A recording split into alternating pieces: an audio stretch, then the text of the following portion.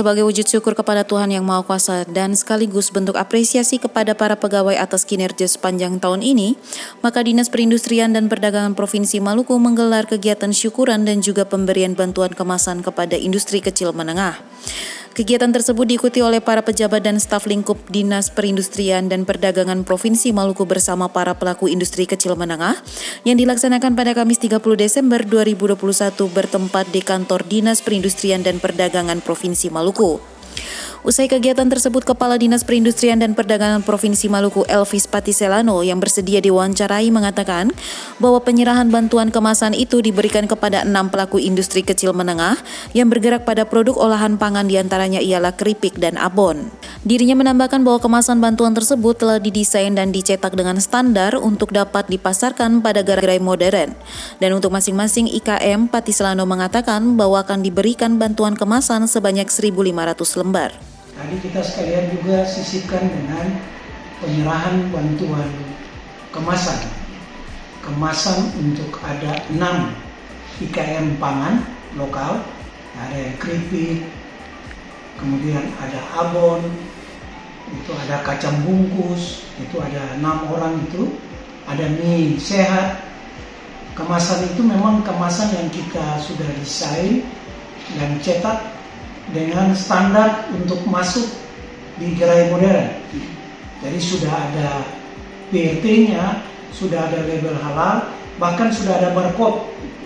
Karena persyaratan sekarang, salah satu persyaratan tambahan untuk Indogrosir, Indomaret itu adalah harus punya barcode di kemasan. Nah, itu kita sudah fasilitasi mereka 6 ini. Untuk tahun ini kita fasilitasi 6 itu.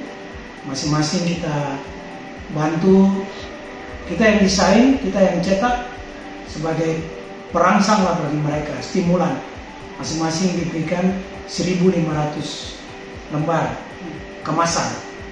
Kemudian satu itu industri kecil kerajinan kayu.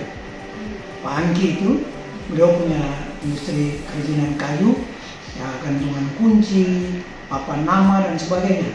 Bagus-bagus beliau punya, dan beliau punya itu sudah masuk juga di semua toko oleh-oleh, sudah ada. Nah, selama ini beliau kerja itu dengan peralatan yang masih tradisional. Nah, kita bantu dengan peralatan yang lebih modern supaya hasilnya lebih cepat dikerjakan, kemudian lebih halus dengan mesin-mesin pahat, listrik, kemudian ada yang lain-lain itu tadi kita lihat itu, dengan harapan kualitas produk dan kemampuan produksinya bisa ditingkatkan. Selain itu, Patiselano juga memberikan bocoran program-program baru untuk pengembangan industri di Maluku yang direncanakan oleh Dinas Perindustrian dan Perdagangan Provinsi Maluku yang akan berjalan di tahun 2022 ini.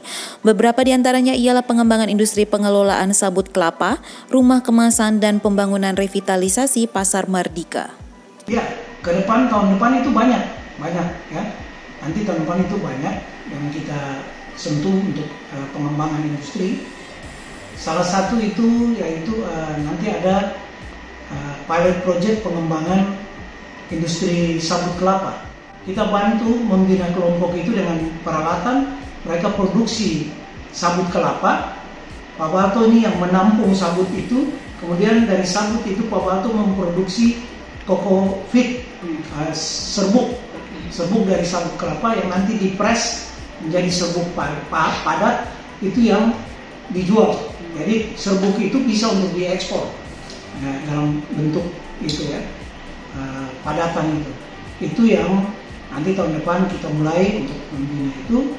Kan kalau dia berhasil nanti itu direplikasi ke kabupaten-kabupaten lain, sentra-sentra kelapa. Kenapa itu dipilih? Karena itu yang bisa memberdayakan masyarakat, ekonomi masyarakat di desa-desa itu. Jadi kalau mereka punya sabut itu terbuang-buang, kulit-kulit kelapa terbuang, itu mereka kita bantu dengan alat, kemudian bingtek, lalu mereka produksi sabut. Yang dibuang-buang itu, kulit kelapa dibuang itu menjadi sabut kelapa.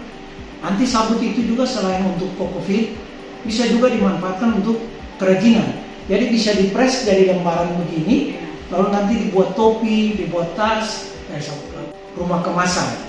Jadi semua IKM di Maluku bisa memanfaatkan rumah kemasan itu. Tentunya kita berharap biaya cetak kemasan itu bisa lebih murah dan bisa dicetak dalam jumlah yang sedikit.